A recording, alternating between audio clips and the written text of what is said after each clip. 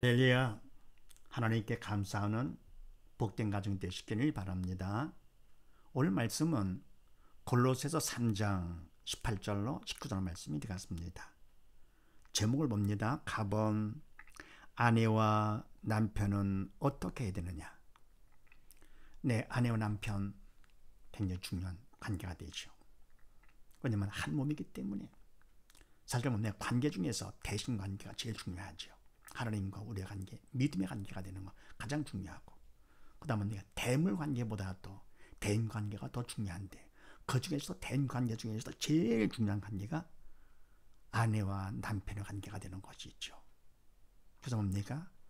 부부가 잘해야만이 가정교육도 바로 되는 것이죠. 자, 그렇게 하시고 아내와 남편은 어떻게 해야 되는가 하는 것인데 18절 말씀을 합독을 합니다. 시작. 아내들아 남편에게 복종하라. 이는 주 안에서 마땅하니라. 아멘. 아내들아 남편에게 뭐 하라고요? 복종하라. 그다음에 말씀에서 하라는 것은 하나님께서 시키시는 대로 해라 그런 얘기죠. 다시 말해 믿는 자가 되거라 그런 얘기죠. 그래서 뭡니까? 영의 산자가 되거라. 하나님의 자녀가 되거라 그런 뜻. 그러면서 뭡니까? 이는 주 안에서 마땅하니라. 믿음 안에서 마땅하다. 그러니까 인간적으로도 뭡니까? 남편에게 복종하는 것이 이게 순서인데, 특히나 믿음 안에서는 뭡니까? 그건 당연하다. 믿음이 있다 할 것 같으면은 말씀대로 하나님께서 그렇게 해주시는 것이죠. 그래서 복종되는 것이 이게 당연한 것이다. 그래서 에베소서 5장 말씀을 합독을 합니다. 시작. 아내들이여 자기 남편에게 복종하기를 주께 하듯 하라. 이는 남편이 아내의 머리됨이 그리스도께서 교회의 머리됨과 같음이니 그가 친히 몸의 구주시니라. 그러나 교회가 그리스도께 하듯 아내들도 범사에 그 남편에게 복종하지니라. 아멘. 아내들이 자기 남편에게 복종하기를 주께 하라. 아멘. 남편에게 복종한다 하더라도 이거는 인간적으로 복종으로 끝나는 것이 아니고 주께 하라. 바로 주님께 하시되 절대 복종하라 그런 얘기죠. 그러려면 겉으로 하는 것이 아니라 온전히 복종, 믿음 안에서 성령의 도구로 쓰임 받으라 그런 얘기죠. 사실 뭡니까? 지혜로울수록 사람이 지혜로울수록 자기를 다스릴 줄 알죠. 상황에 따라서 자기를 낮출 줄 압니다. 자기를 낮추는 사람 지혜로운 사람이죠. 또 뭡니까? 자기를 낮추는 사람 믿음 안에서는 믿음 있는 사람이죠. 하나님의 지혜가 있는 사람. 그래서 뭡니까? 아내들이 남편보다 원래 지혜롭잖아요. 그래서 지혜롭게 창조를 해주시고 그걸 복종하도록 기본적으로 더불어 뭡니까? 믿음 안에서 더욱더 복종함으로써 온전히 복종, 그걸 남편을 통해서 그만큼 더 믿음을 받기를 원하시는 것이지요. 그래서 아내들이 자기 남편에게 복종하기를 주께 하라 하는 것은 절대 복종하라.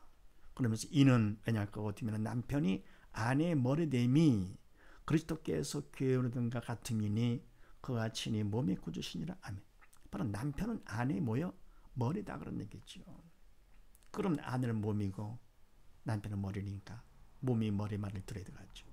원래 하나님께서 여자를 남자 여자를 만들 때 인간을 만드시고요, 남자를 그래 갈비를 취해 가지고 여자를 만들었잖아요. 그래서 원래 한 몸이지요. 그래서 뭡니까? 몸이 머리 말을 들어야지 안 들을 것 같으면 그건 죽은 몸이지요. 이건 바로 그리스도께서 교회의 머리된과 같음이니 그가 친히 몸의 구주시니라. 그러면서 그러나 교회가 그리스도에게 하듯 아내들도 범사에 그 남편에게 복종할지니라. 아멘. 바로 교회 믿는 사람들이 그리스도께 절대 복종을 해야, 그래야 그만큼 믿음 갖고 천국 가는 것이죠. 마찬가지로 아내들도 범사에 그 남편에게 복종할지니라. 그래서 인간적으로는 선을 보인다 하더라도 그거를 끝낼 것이 아니고 바로 믿음 안에서 성령의 도구로 쓰임 받아서 온전히 복종하는 것을 하나님께서 원하시는 것이죠.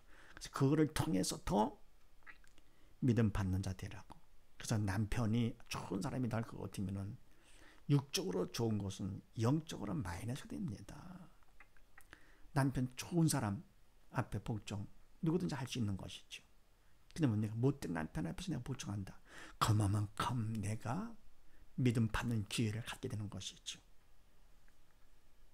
자, 그 다음에 19절 말씀을 합독을 합니다. 시작. 남편들아 아내 사랑을 사랑하며 괴롭게 하지 말라. 아멘.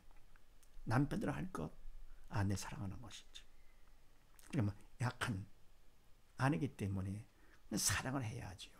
내리 사랑이라고요. 그럼 뭡니까? 괴롭히지 말라. 세상에 괴롭게 하는 건 뭡니까? 사단을 시키는 것이지요. 어떻게 아내한테 사단 짓을 합니까? 이건 바로 사랑의 못돼서라기보다도 믿음이 없어 그러는 것이죠. 그래서 남편들아 아내를 통해서 사랑 믿는 자가 되고, 그리고 믿음 없는 자가 되지 말라. 하나님께서 시키느라 하며 사단에 시키느라 하지 말라 그런 얘기죠. 그래서 에베소서 5장 말씀을 합독을 합니다. 시작. 남편들아 아내 사랑하기를 그리스도께서 교회를 사랑하시고 위하여 자신을 주님같이 하라. 아멘. 주님께서 교회 믿는 자를 위해서 이 땅에 오셔서 인간을 모르게 이 땅에 오셔서 십자가 죽기까지 모든 걸 다 주신 분 아니십니까? 그 사랑 천냥도 할 수 없는 사랑이죠. 그래서 뭡니까? 남편이 아내를 사랑하는데 인간적으로 사랑이 아니라 모든 걸 다 드리는 거죠. 다 주는 것이지요. 그리스도께서 교회를 사랑하시고 자신을 주신같이 다 아낌없이 다 주는 것이죠. 그래야 할 거거든요. 이건 믿음이 있어야 되는 것이죠. 그래서 인간으로 사랑하는 정도가 아니라 바로 믿음 안에서 온전히 성령의 도구로 쓰임받아서 다. 그래서 인간이 할 수 있는 것이 아니라 하나님께서만이 가능한 것이죠. 아내가 남편을 복종하는 것도 마찬가지. 또 남편이 아내를 사랑하는 것도 마찬가지. 이거는 믿음 안에서 성령의 도구로 쓰임받아야 되는 것이죠. 그래서 그만큼 우리는 믿음 받고 지옥 대신 천국 가게 되는 것이고, 그다음 베드로전서 3장 말씀을 합독을 합니다. 시작. 남편 된 자들아 이와 같이 지식을 따라 너희 아내와 동거하고 저는 더 연약한 그릇이요 또 생명의 은혜를 유업으로 함께 받을 자로 귀히 여기라. 이는 너희 기도가 막히지 아니하게 하려 함이라. 아멘. 남편 여자들아 이와 같이 지식을 따라. 영적인 지식이죠. 너희 아내와 동거하되 저는 더 연약한 그릇이요. 바로 육적으로도 그렇고 영적으로도 약하지요. 그래서 뭡니까? 그 사단이 선악과를 먹게 할 때도 원래 하나님께서 아담한테 선악과를 먹지 말라고 그랬더랬죠. 정령 죽으리라 했는데 바로 사단이 그 약점을 이용해가지고 아내한테 얘기를 하잖아요. 결코 죽지 않냐리라. 그 점은 내가 보암식도 해가지고 결국은 먹는 것이죠. 그래서 더 약한 그릇이기 때문에 그만큼 사랑으로 감싸야 되겠죠. 더불어 뭡니까? 또 생명의 은혜를 유업으로 함께 받을 자로 귀히 여기라. 아멘. 함께 받을 자로 알아? 귀히 여기라. 아멘. 참된 생명, 영원한 생명, 주님의 생명을, 생명의 은혜를 유업으로, 청의 유업, 영원한 생명을 유업으로 함께 받을 자로 알아. 아내를 귀히 여기라. 그래서 이것도 마찬가지로 인간적으로 귀하게 정도가 아니고, 그래서 내가 괴롭게 한다? 말도 안 되는 것이죠. 정신 나간 짓이죠. 사단을 시키는 대로 세상에 그럴 수가 있습니까? 그러면 안 됩니다. 귀히 여기는 것이죠. 더 약한 그릇인데요. 또 그럽니까? 생명의 은혜를 유업을 함께 받을 그런 아내인데요. 한 몸인데. 그러면서 이는 왜냐할 거 어디면 너희 기도가 막히지 아니하게 하려 함이라. 아멘. 기도가 막힌다? 하나님의 도움을 받을 수가 없다 그런 얘기죠. 그럼 하나님의 도움 받지 못할 거거든요. 결국은 이 땅에서 아무리 아내 앞에서 그대로 쉽게 했다 하더라도 어떻게 됩니까? 결국은 영혼의 지옥 가서 고통당하는 것이죠. 그래서 아내와 남편의 역할이 굉장히 중요합니다. 아내는 뭡니까? 남편에게 복종하는 것. 절대 복종이죠. 남편을 아내를 어떻게 해요? 사랑. 주께서 하듯이. 그래서 이와 같이 이것은 바로 믿음 안에서 하는 것. 이와 같이 해서 아내와 남편은 하나가 되어서 믿음 안에서 복종과 사랑으로 가정의 기둥이 되고 자녀들에게 본이 되는 복된 가정 되시기를 주의 이름으로 축원드립니다. 감사합니다.